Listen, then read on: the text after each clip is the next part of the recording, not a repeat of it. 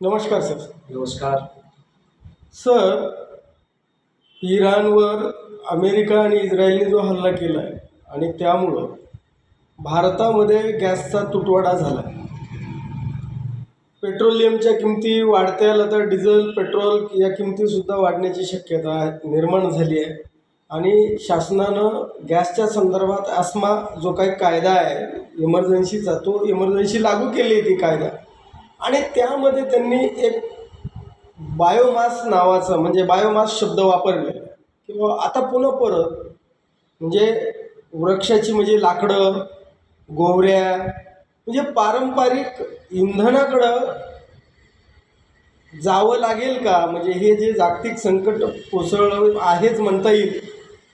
आणि गॅसच्या एजन्सीच्या बाहेर लाईनीच्या लाईनी लागलेल्या आहेत. मग आता यामध्ये याचा गॅस आल्यामुळं किंवा घरोघरी गॅस गेल्यामुळं पर्यावरणावर काही वृक्षतोडीवर काही परिणाम झाला होता का? आणि आता पुन्हा परत वृक्षतोड पुन्हा वाढण्याची शक्यता आहे का? म्हणजे नेमका या गॅस टंचाईचा, म्हणजे इंधन टंचाईचा आपल्यावर काय परिणाम होईल? ह्या इंधन टंचाईचा परिणाम हा फक्त शहरी भागामध्ये, जे मेट्रो सिटीज आहे तिथं याची फार मोठी टंचाई आहे. परंतु जे ग्रामीण आणि अर्धग्रामीण शहरं जे आहेत, तर त्यांना याची कुठलीही झळ बसणार नाही आणि भविष्यातही त्याच्या झळा त्यांना सोसाव्या लागणार नाही. जे काही पर्यावरणाचं आतापर्यंत नुकसान झालं, त्या नुकसानीचे जबाबदार हे सगळे शहरी लोक आहेत. आणि सगळे जास्तीत जास्त हे मेट्रो सिटीमधले आहेत. म्हणजे आत्ताच नाही तर भविष्यात सुद्धा जेव्हा जेव्हा मानवनिर्मित अथवा कृत्रिम अशा आपत्ती येतील, तर तेव्हा याचा सामना सगळ्यात अगोदर शहरी लोकांना, मेट्रो सिटीतल्या लोकांना करावा लागणार आहे. ग्रामीण लोकांना याच्या फारशा झळा नाही. त्याची कारणे मी तुम्हाला सांगणार आहे. त्याचं कारण सगळ्यात पहिल्यांदा जर बघितलं तर आज ऊर्जेचा वापर सगळ्यात जास्त शहरी माणूस करतो. मग तो खनिज तेलांचा असेल, त्याचबरोबर विजेचा असेल आणि त्याचबरोबर गॅस, ज्याची टंचाई आज निर्माण झाली त्याचा असेल.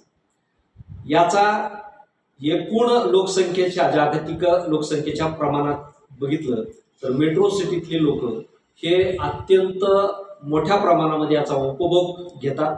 नुसता उपभोग घेत नाहीत तर ते स्वैरपणे त्याचा वापर करतायत की हे पुढं भविष्यामध्ये आपल्या पिढ्यांना पुरेल याची कुठलीही चिंता नाही.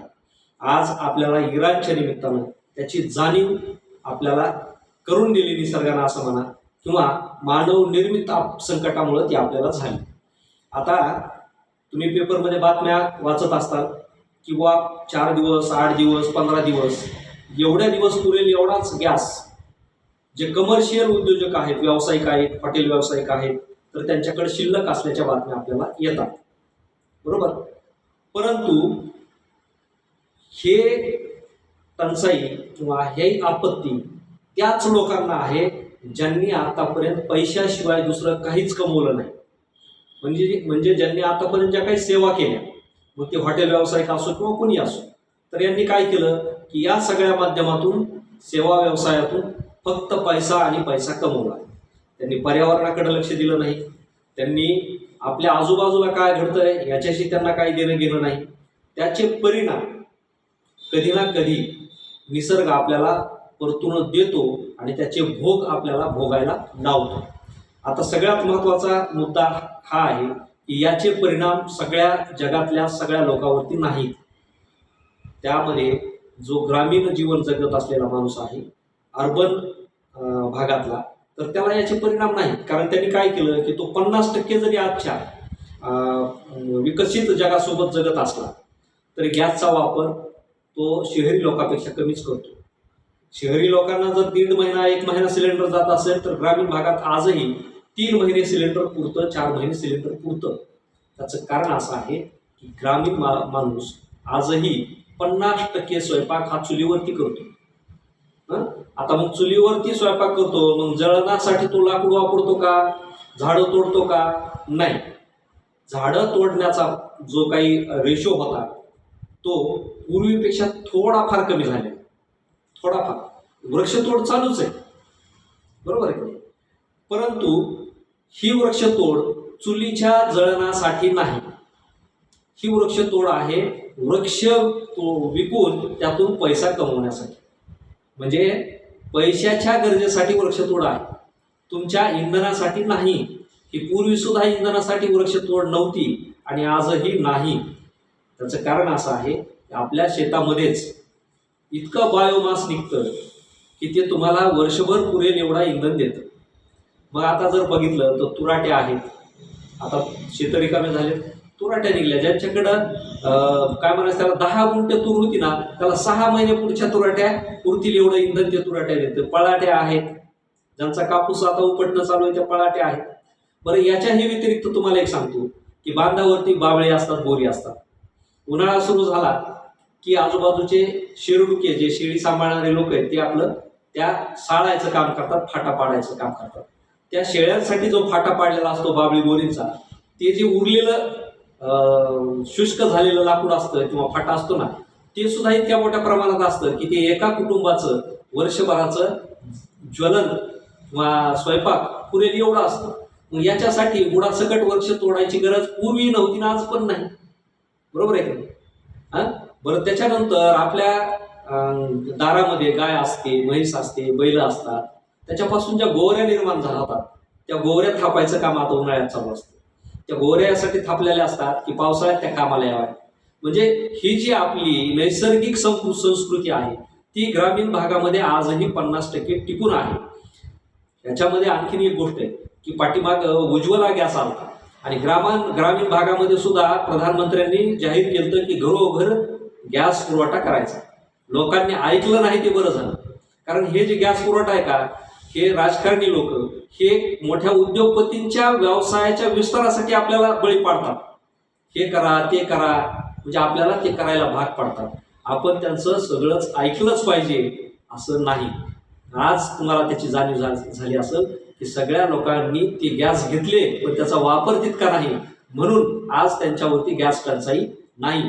आणि राहिला प्रश्न सगळ्यात महत्त्वाचा, पर्यावरणाचं नुकसान हे तुमच्या ज्वलनामुळं होत नाही, तुमची पेटणाऱ्या चुलीमुळं होत नाही, तुम्ही शिजवत असलेल्या अन्नामुळे होत नाही, किंवा तुमच्या जगण्यामध्ये झाड कुठंही तुम्हाला आडकाठी घालीत नाही.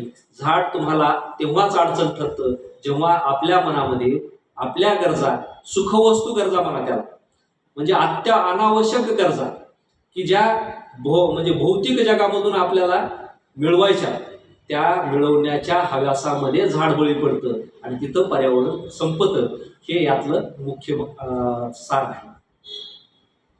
पण आता जे समजा प्रदूषण नियंत्रण मंडळानं जरा कायदे सैल केले अशी बातमी आली आहे. म्हणजे जे बायोमास वापरलं, म्हणजे अगोदर जसं कोळसा होता तुम्ही जे वापरता त्याच्यामुळं जे काही पर्यावरणाचं प्रदूषण होतं असं सरकारला वाटत होतं, आणि जे कायदे कडक केले होते त्यांनी, ते आता कुठंतरी ते सुद्धा आत्ता त्यांनी सैल केले. म्हणजे याचा अर्थ की या गाड्यांपेक्षा, म्हणजे जे काही हे पेट्रोल, डिझेल किंवा लाईट निर्मिती करणारे प्रकल्प यांच्यापेक्षा या स्वयंपाकाचा गॅसमुळं काही म्हणजे जास्तीचं म्हणजे तुम्ही आता पर्यावरणाचं नुकसान जरा जास्त करतो का हा स्वयंपाक पाणी? म्हणजे असं मला असं वाटायला लागलं की आता जर सरकार इतकं कायद्यामध्ये सूट देतंय सामान्यांना. स्वयंपाकामुळे प्रदूषण होतं हे जर सत्य असतं तर पूर्वी घरोघरी चुली मातीच्या होत्या, मोठ्या प्रमाणात गावं आणि गावातली माणसं एकत्र राहत होती. आता तरी गावं पांगलेली, आपापल्या शेतवस्त्यावर राहायला गेली.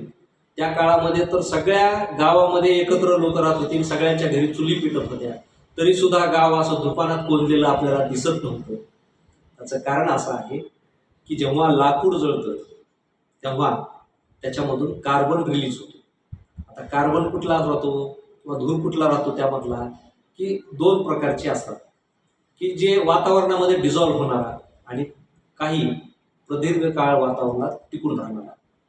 मग प्रदीर्घ काळ जो कार्बन वातावरणात टिकून राहतो तो आरोग्याला घातक राहतो, आणि तो सगळ्यात मोठा कार्बन आपल्याला कारखान्यांच्या चिमण्यामधून बाहेर पडताना दिसतो आणि दुसरा कार्बन आहे गाड्यांच्या सायलेन्सरमधून बाहेर पडताना आपल्याला दिसतो.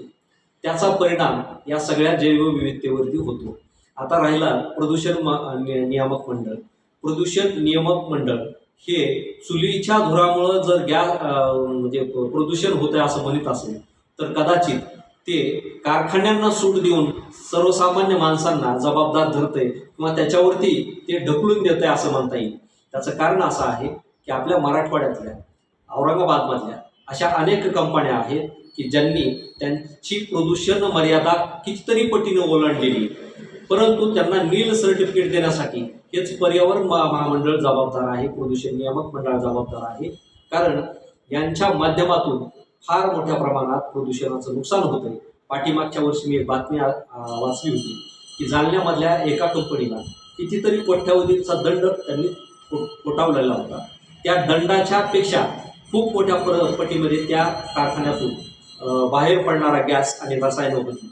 मग मला सांगा की 1000 गावं एकीकडं आणि एक कारखाना एकीकडं, अख्ख्या महाराष्ट्रातली सामान्य जनता एकीकडं आणि एका जिल्ह्यातले 10 कारखाने एकीकडं, इतक्या मोठ्या प्रमाणामध्ये या कारखान्यांचा धूर निर्माण होतोय. आज आणखीन एक बातमी पुन्हा वाचली, विषय वाढवतो थोडा, की रिलायन्स कंपनीला एक रिफायनरीचं टेंडर अमेरिकेमधून पास झालेलं. 300 अब्ज बरोबर का रुपयांचं ते टेंडर आहे आणि ते टेंडर भारताला मिळालं म्हणून आपल्याकडे आनंद साजरा केला जातो. आता त्या टेंडरचा आणि भारतातल्या सामान्य माणसाचा काय संबंध आहे?